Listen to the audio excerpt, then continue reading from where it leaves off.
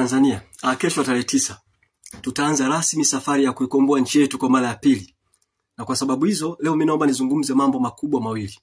Kwanza nitazungumza juu ya uelewa potofu au dhana potofu walionayo viongozi wetu juu ya neno maendeleo.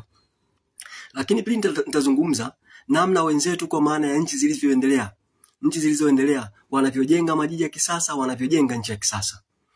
Sasa nianze kwa kusema kwamba akitokea mbunge anawaambia kwamba jamani tupeni muda tuweze kuwaletea maendeleo, huyo ni muongo.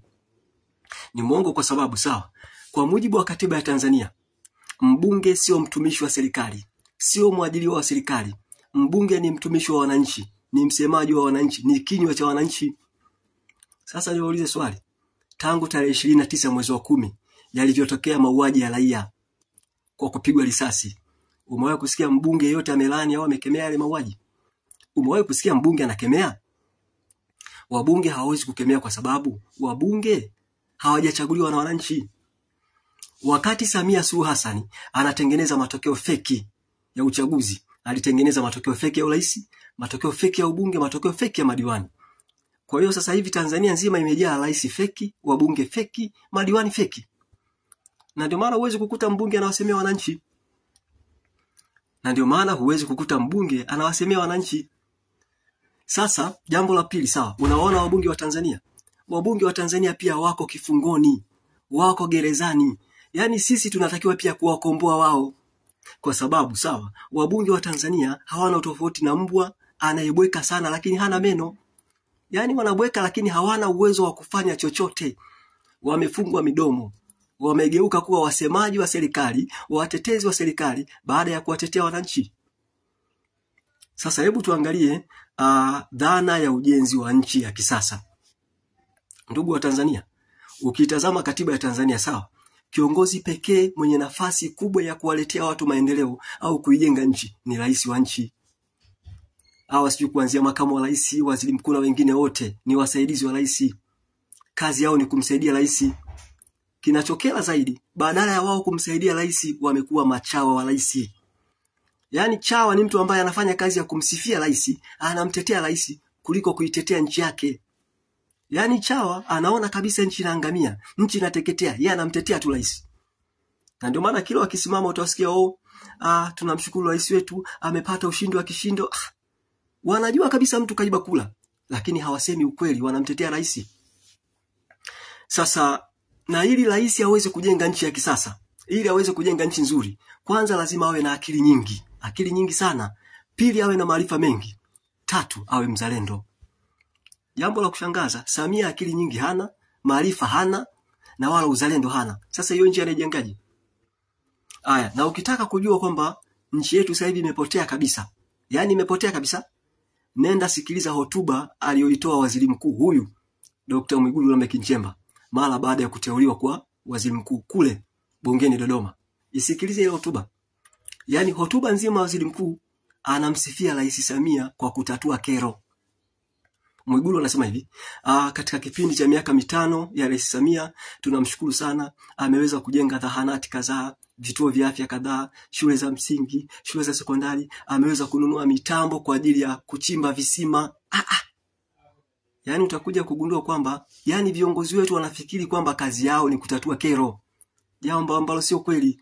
Ndugu zangu, kero ni vitu vidogo sana katika ujenzi wa nchi. Ni vitu vidogo mno. Yaani hebu vuta picha, utakuja kugundua kwamba kumbe viongozi wetu wanauelewa potofu au dhana mbovu juu ya neno maendeleo. Ndugu zangu, niwape siri moja sawa. Kuna utofauti kati ya kujenga nchi na kutatua kero. Ukijenga nchi unatatua kero. Ila ukitatua kero haujengi nchi. Yaani huwezi kujenga jiji zuri kwa kutatua kero, hapana. Ila ukijenga jiji zuri unatatua kero. Ngoja niwape mfano, sawa? Panda ndege sasa hivi hapa, nenda San Francisco, Marekani.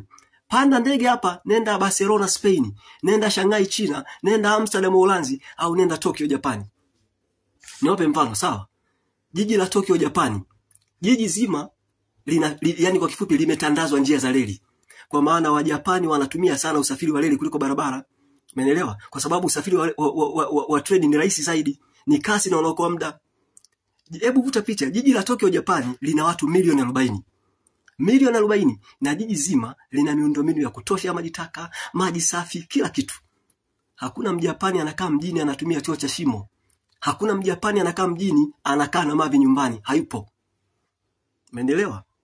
Ndio utakuja kujifunza. Sasa unaona jiji la Dar es Salaam, hata njia zenyewe za reli hamna. Jiji la Dar es Salaam kwa taarifa yako halina njia za reli. Utaona reli imetoka Posta hiyo, Dodoma hiyo naondoka.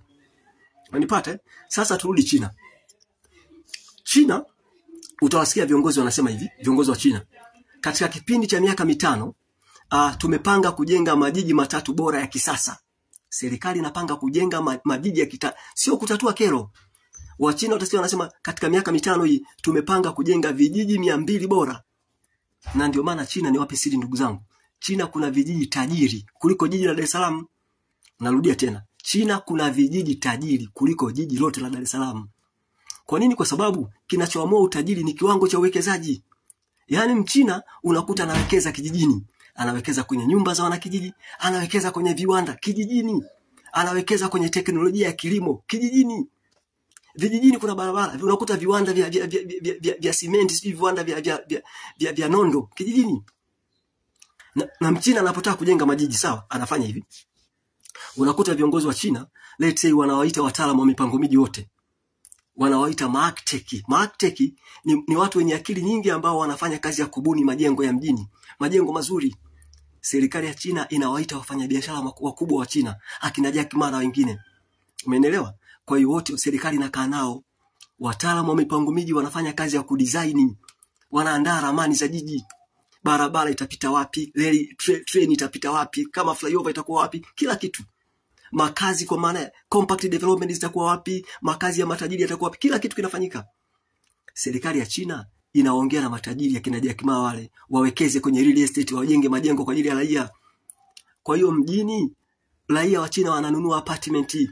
Ndio maana kila kitu mjini wenzetu ni kizuri. Umenipata? Na serikali ya China ikishindwa, maana yake ndio unakuta inawaita wawekezaji. Kwa sababu hiyo ndio maana wenzetu wana majiji mazuri ndugu zangu. Kwa mimi nafikiri ndugu zangu mmenielewa. Mungu ibariki Afrika, Mungu ibariki Tanzania. Jamani, tukutane kesho tarehe 9 tuanze safari.